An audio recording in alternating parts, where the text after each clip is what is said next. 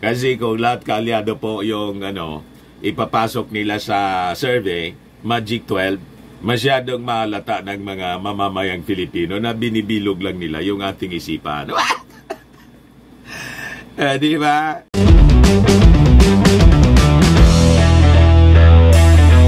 Ano niya, Mr. Maravillas, ang masasabi mo?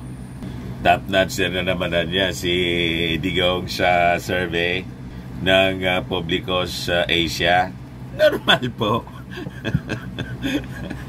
Diyan niya, siyempre, masama yung loob mo. Paano sasama yung loob natin na tayo po, game? Open tayo sa mga ganyan. Kilala naman natin po yung Publicos Asia. Ang may-ari niyan, si Malo Tiquia. Si Malo Tiquia po, political strategist, publicist, and supporter ng mga Duterte. Ni Mau Diggs tapos ni Inday.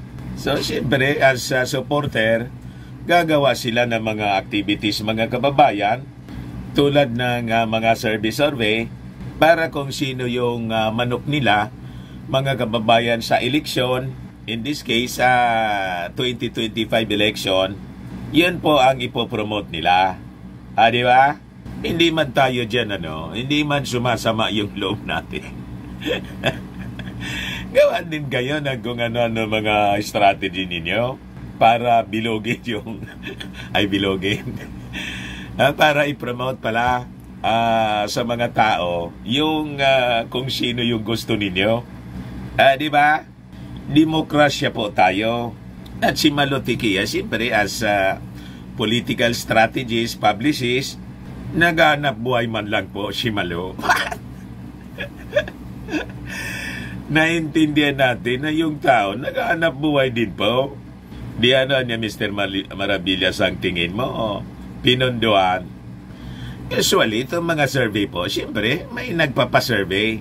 Pero sinasabi nila na minsan, non-commissioned niya survey.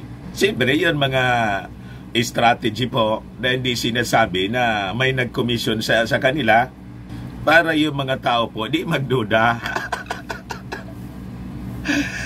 Di ba? Maapektuhan yung credibility ng survey pag sinabi mo ang nagpa-survey si Digong mismo. Usually po, kasi matagal na po ako sa media. Usually po, ang mga nagpapasurvey, mga supporters po, contractor, o kung sinong negosyante supporting a candidate, para pag nakaupo, yung kanilang sinusupport na kandidato, di makadikit-dikit din po. Pero mas may malala pa niyan kung may foreign country like China. Kasi sa ating research, mga kababayan, yung China aktibo po hindi lang po sa Amerika. Una, yung mga study sa Amerika, Australia, Canada, aktibo po yung Communist Party to influence local elections. Malamang dito sa atin po, ganun din yung ginagawa. Kasi nabasa ko po, yung mga bansa, Pacific Rim, yun ang target po ng China, na dapat yung mga umupo sa mga bansa along Pacific Rim, kasi siyempre may vested interest din yung China. Dito sa atin po, yung West Philippine Sea, kailangan kakampi nila para madali yung kanilang pananakop. Di ba? Pero hindi ko man po sinasabi na ito na yung nangyayari dito, mga kababayan sa Pilipinas. Pero may mga insinuations, may mga, kahit nga po yung armed forces natin, tapos yung Philippine Coast Guard, mismong si Tariela, yung spokesman ng Philippine Coast Guard, yung nagsabi na may mga ganong nangyayari. Kaya wag na tayo na magtaka sa mga ganitong balita. Sabi rito sa Manila Times, ex-president top Senate bet in 2025. Top notcher po si Mau Diggs. At yung mga pro, yung mga barkada na lang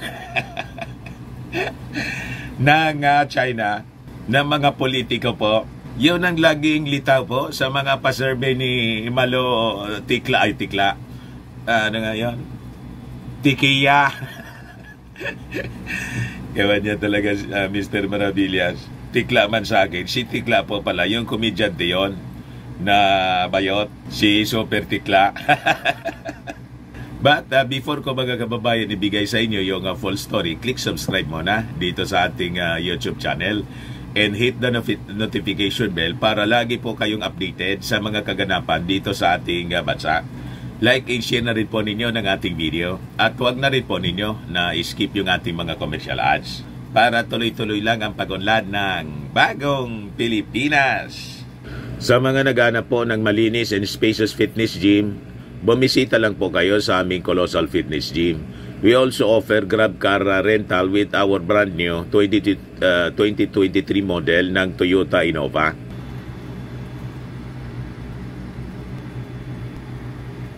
We also accept booking for those who are planning to travel via PAL and Cebu Pacific and other airline companies, local and international.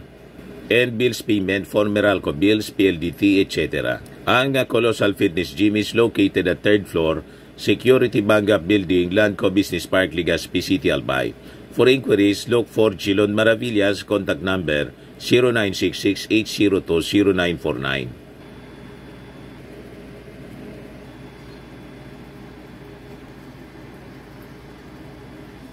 Ayos pa. Ayos na niya, Mr. Maravillas. So, ito po yung balita ng Manila Times. Columnist din po dito si Malo Tikiya. And Malo Tikiya, siya yung nasa likod ng Publicos Asia Incorporated.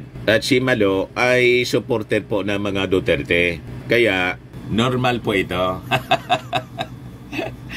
Na laging tapuan. Kung hindi si Inday, si Maudigs. Siyempre, trabaho lang po. Naghanap buhay din yung tao. Di ba? Kanya-kanyang diskarte po ngayong panahon na to.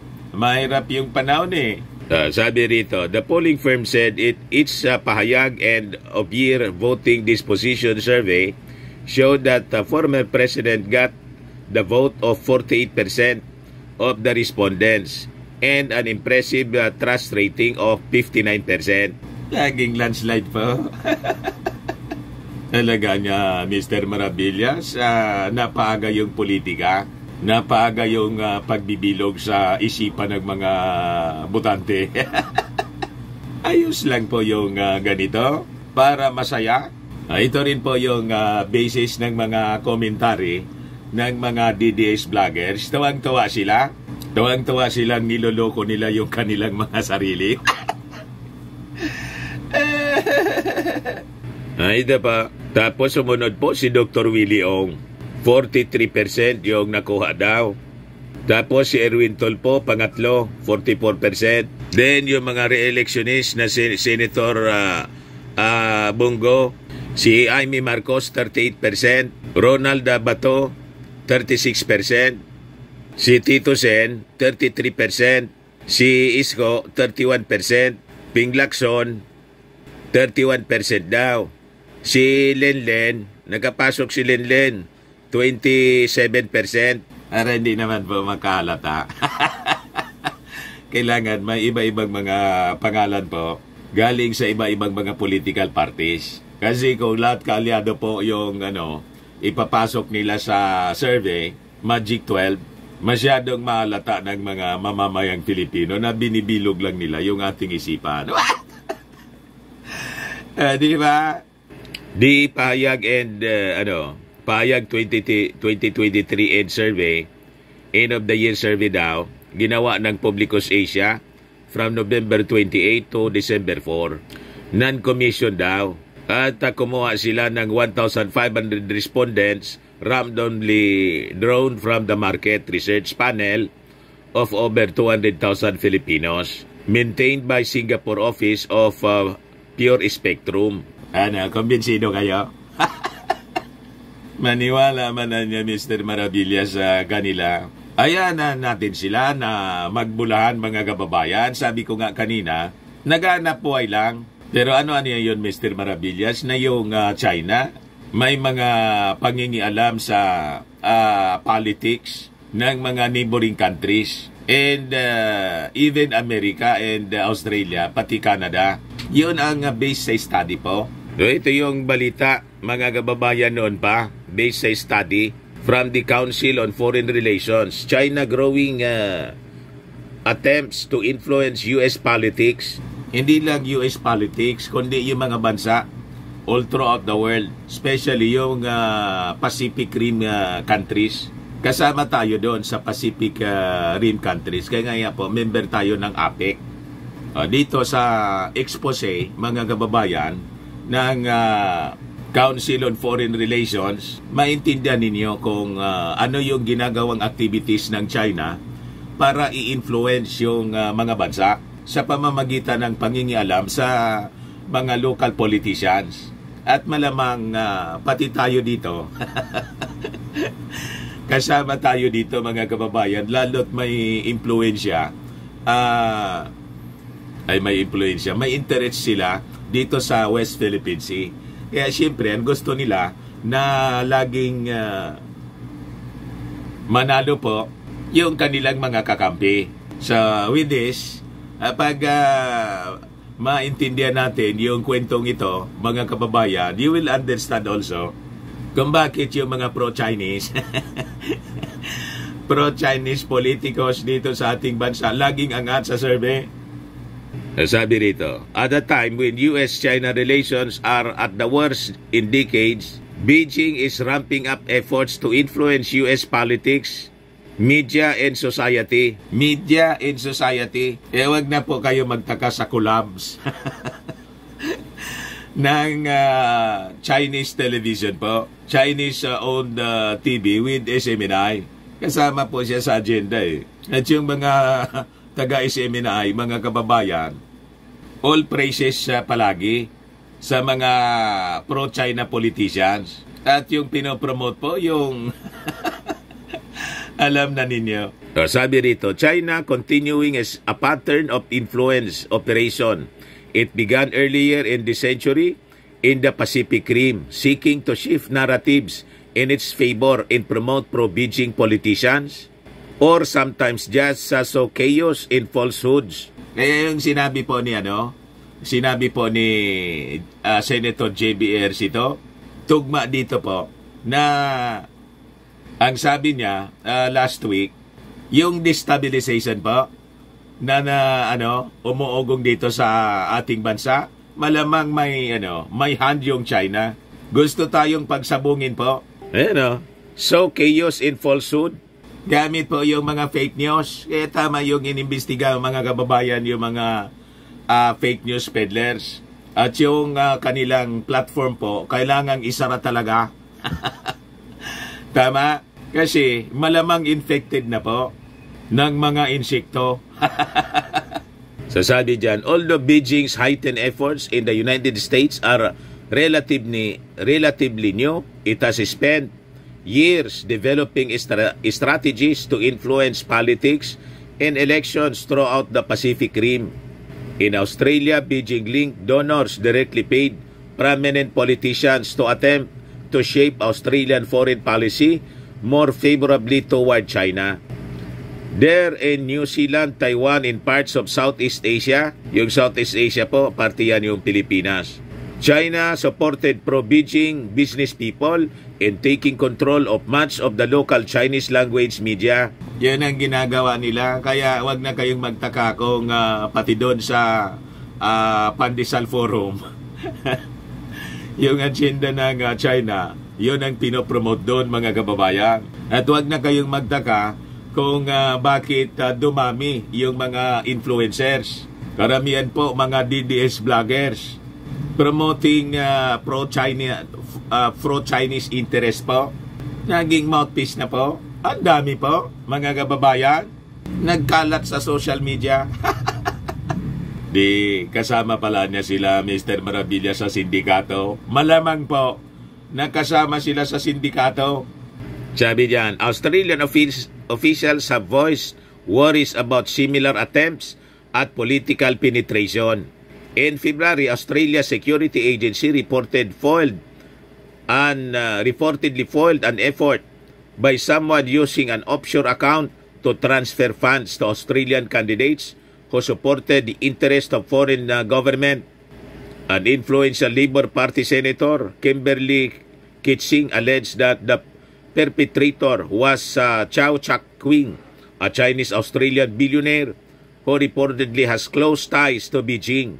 Chow Chak-Wing has denied the charge. Siyempre po, di po sila aamin. Kaya malamang po sa 2025 election, babaha po ng pondo galing dito sa mga funders na mga billionaires na mga Chinese, na malamang yung pondo galing mismo sa Beijing.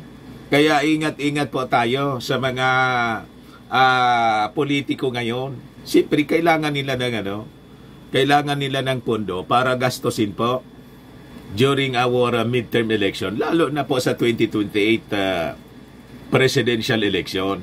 Kaya huwag kayong magtaka kung bakit napaaga yung politika dito sa ating bansa at yung mga service po sunod-sunod. Dumaloy na siguro mga kababayan yung pondo. Sabi dyan, Beijing has also attempted to intervene in elections through coordinated information and disinformation campaigns designed to promote candidates sympathetic to the Chinese government and its actions. It has done so widely in Australia, New Zealand, in other places in Asia. So possibly kasama na tayo kasi may interest sila dito sa West Philippine Sea. Most notably, in the lead-up to the 2020 Taiwanese presidential elections, Chinese officials reportedly instructed Taiwanese media outlets close to China to promote its favored presidential candidate, Han Kuo-yu. Han did not win, but China has increased its disinformation and other influence efforts targeting Taiwan just before the island's local elections in November 2022. So, siyempre, sa Taiwan po, active sila. Gusto nila yung pro-China. Kasi yung mga Taiwanese gustong humiwalay ng totally. They wanted to declare independence. Na yun ang kinakagalit ng China. Dito naman po sa atin, malamang yung mga politiko, may mga politiko nga pabalik-balik po sa China. Baka niya Mr. Maravilla sumasalok sa balon. Malamang po. Sabi rito sa report ng Council on Foreign Relations, China state media organizations operating in the United States were responsible for a significant amount of money reported under FARA. CGTN, a state broadcast company, reported more than half of the $280 million. Yung CGTN po, yun ang kakolabs ng yun ang nabulgar po sa seminar, hearing doon sa Kongreso, pero wala pa daw na formal na napirma na kasunduan. Malamang hindi na matuloy kasi pasarado na po yung network nila. Pag totally binawi yung franchise ng Congress, matutulad sila mga kababayan sa ABS-CBN. Pero tuloy-tuloy yung kanilang broadcast po sa social media. O, diba? Pag ganon, malamang tuloy-tuloy din ang ganitong mga operations. So sabi dyan, Beijing actors including private media outlets controlled by owners sympathetic to Beijing now dominate the United States Chinese language television, print and online media, a tactic China first perfected in New Zealand and Australia. A report by the Hoover Institution, a US-based policy institute, found that Beijing or its proxies, such as pro-China business people, now control nearly all of the Chinese language media in the United States. This allows the Chinese government to feed its propaganda to millions of people, potentially influencing how they vote. Many of these readers and viewers live in highly competitive congressional districts in California, New York, and other states. The report also said that Beijing is gaining control of U.S. university associations for students of Chinese heritage and using those to try to shape campus and political discourse. So, nagtaka pa kayo kung bakit yung mga pro-China politicians dito laging mataas yung ratings. Diba? Booking nga niya Mr. Maravillas. Anyway, mga kababayan, yan man lang po. Gusto kong ibigay sa inyo yung mga kwento para malinawan ang inyong isipan. Baka lang gusto ninyo po itong itry. Firmax Firming and Lifting Cream. Pinapahid po sa mga pulses in affected area. Mainam po sa paninigas ng mga kaso-kasuan. Ito naman po, Automax Radiant Serum. Sa mukha naman yung application. Anti-aging po siya. You will look 10 years younger than your age. Sa mga cancer patients naman po, baka lang gusto ninyo itong itry. Ning siya red mixed fruit drink. Hindi man po siya gamot, food supplement siya. Kaya lang, gawa siya mga kababayan sa goji berry. Yung goji berry may anti-cancer properties. O yung mga inquiries ninyo, dumiretso na lang kayo sa aming messenger sa Facebook para masagot namin agad. Ako po si Dante Maravillas. Bye-bye po. God bless.